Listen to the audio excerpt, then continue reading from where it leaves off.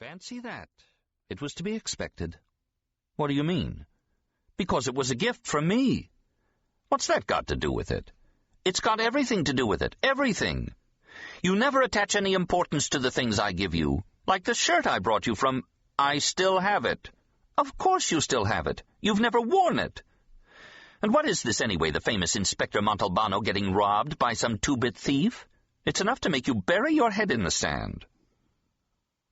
And at that moment he saw it. The sweater, that is. Buffeted away by the north wind, it was rolling along the sand. And as it rolled and rolled, it got closer and closer to the point where the water soaked the beach with each new wave.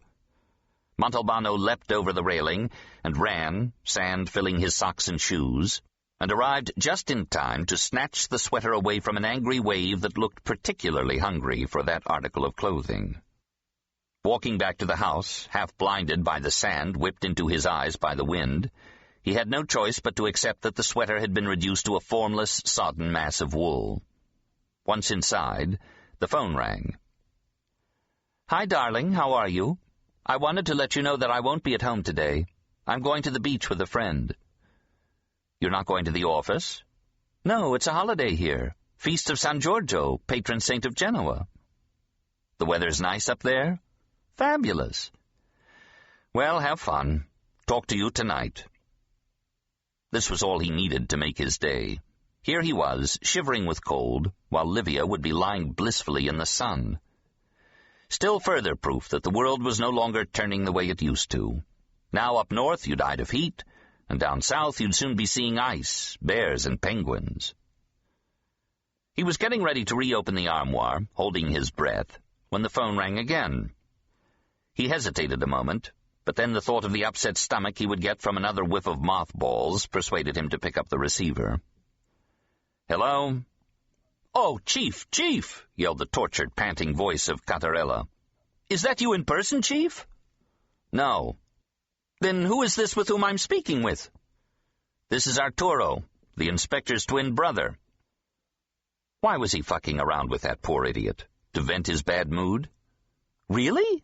said Cattarella, astonished. "Excuse me, Mr. Twin Brother Arturo, but if the inspector's, round about the house, could you tell him I need to talk to him?" Montalbano let a few seconds go by. Maybe the story he just invented could come in handy on another occasion. He wrote down on a piece of paper, "My brother's name is Arturo," then greeted Cattarella. "Here I am. What's up?" "Oh, Chief, all hell's breaking out. You know the premises where that broker Gargano got his office?" "You mean Gargano?" "Yes. Why, ain't that what I said? Gargano." "Never mind. I know where it is. What about it?" "What's about it? It's a man with a gun's about it. Sergeant Fazio seen him when he was just chancing to be passing by chance. Looks like he's got a mind to shoot the lady that works there. Says as how he wants all the money back that Gargano stole from him, or he's going to kill the lady." The inspector threw the sweater onto the floor, kicked it under the table, and was out the door. The time it took to get in the car was enough for the north wind to send him into seizures. The ragioniere Emanuele Gargano, a tall, handsome, well-dressed 40-year-old with always the right shade of suntan, looked like an American movie star. He belonged to that short-lived breed of businessman that is the fast climber, short-lived because by the age of 50 they're already so worn out that they're ready for the scrap heap, the latter being a favorite expression of theirs. Ragioniere Gargano, by his own account, was born in Sicily but had worked a long time in Milan, where, in short, and again by his own account, he'd made a name for himself as a kind of financial miracle worker.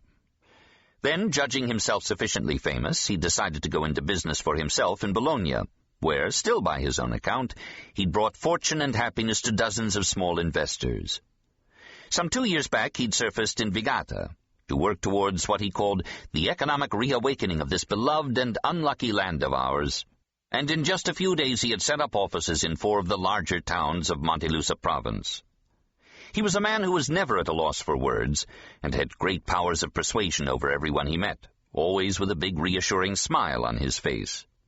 In a week's time, spent racing from one town to the next in a shiny, eye-popping luxury car, a kind of lure for his prey, he had won over about 100 clients, average age 60 or more, who had turned their life savings over to him.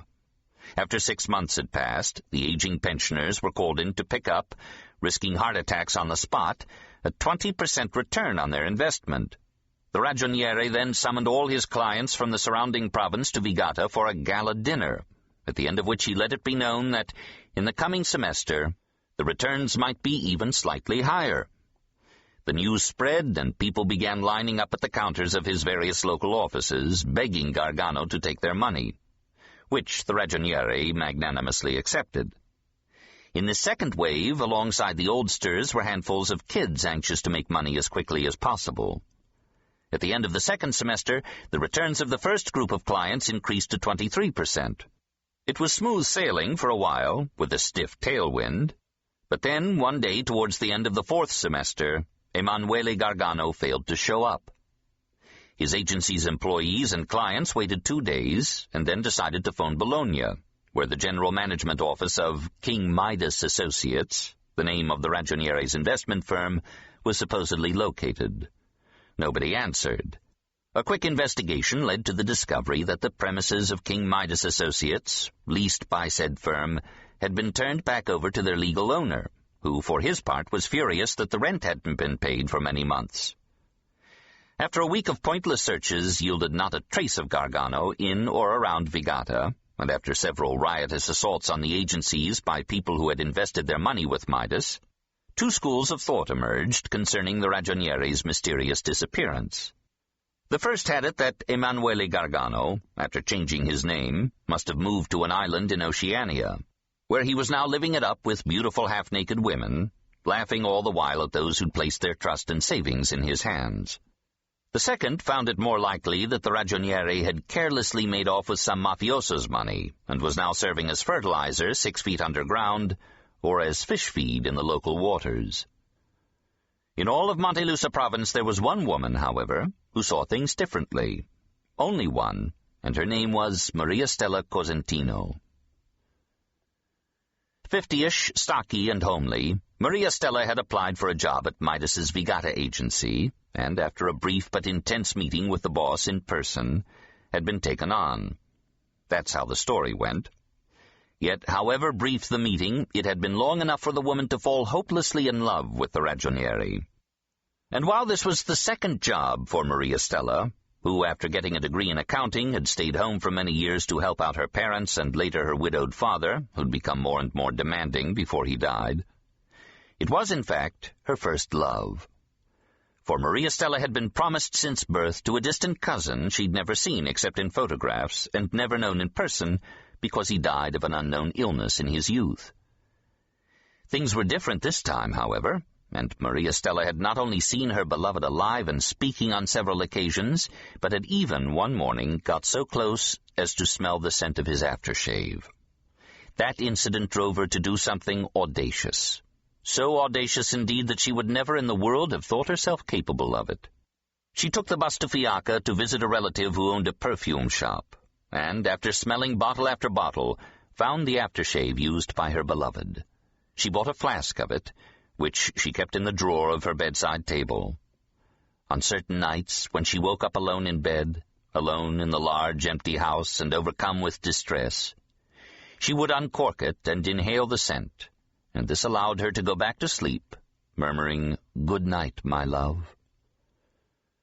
Maria Stella was convinced that Emanuele Gargano had not run away with all the money entrusted to him, much less been killed in some row with the mafia. When questioned by Mimi Augello, Montalbano had no desire to get involved in the case, claiming he didn't understand a damn thing about money matters. Miss Cosentino had stated that, in her opinion, the ragioniere must be suffering from temporary amnesia, and would reappear sooner or later and set all the wagging tongues to rest. And she'd said this with such lucid fervor that Augello was in danger of believing it himself. Armed with her faith in Gargano's honesty, Maria Stella would open up the office every morning, sit down, and wait for her love to return.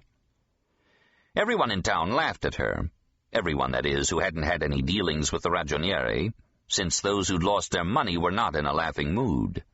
The day before, Gallo had told Montalbano that Miss Cosentino had even gone to the bank to pay, out of her own pocket, the rent that was due on the office.